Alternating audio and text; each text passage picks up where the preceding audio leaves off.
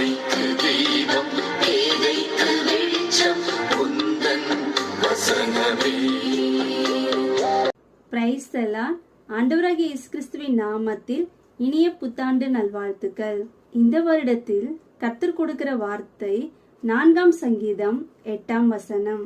சமாதானத்தோടെ படுத்துக்கொண்டு நித்திரை செய்வேன், கர்த்தாவே நீர் ஒருவரே என்னை சுகமாய் தங்க பண்ணுகிறீர். தாவீது சமாதானத்தோടെ படுத்துக்கொண்டு நித்திரை செய்கிறாராம்.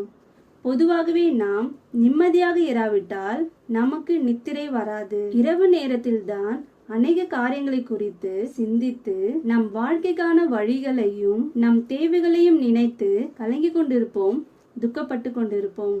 இது நிமித்தம் நித்திரை வராதிருக்கும். ஆனால் தாவீது சமாதானத்தோட படுத்துக்கொண்டு நித்திரை செய்கிறாராம். அவருடைய வாழ்க்கையில் எதிர்காலங்களை குறித்த கவலை, தேவைகளை குறித்த கவலை, பிரச்சனைகளை குறித்த கவலை, இதில் எது ஒன்றும் இல்லாமல் சமாதானத்தோட நித்திரை செய்கிறாராம். அதற்கு அவர் என்ன காரணம் சொல்கிறார் என்றால், கர்த்தர் ஒருவர் தான் அவரை சுகமாய் தங்க பண்ணுகிறாராம்.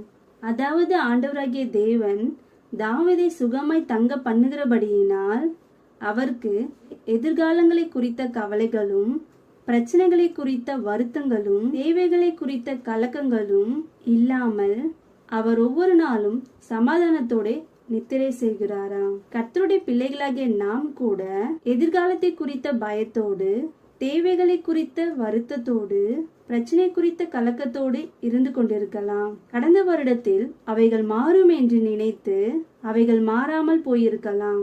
ஆனால் நிச்சயமாக இந்த புதிய வருஷத்தில் உங்களுக்கு நல்ல ஒரு எதிர்காலத்தை ஏற்படுத்தி கொடுத்து, உங்கள் பிரச்சனைகளுக்கு ஒரு முடிவை கொடுத்து, உங்கள் தேவைகளை அவர் சந்தித்து, இந்த வருடத்தில் தேவன் உங்களை சுகமாய் தங்க பண்ணுவார். விசுவாசத்தோடு மகிழ்ச்சியோடு புதிய ஆண்டிற்குள் பிரவேசியுங்கள். கர்த்தர் இந்த ஆண்டு முழுவதும் உங்களை சுகமாய் தங்க பண்ணுவாராக.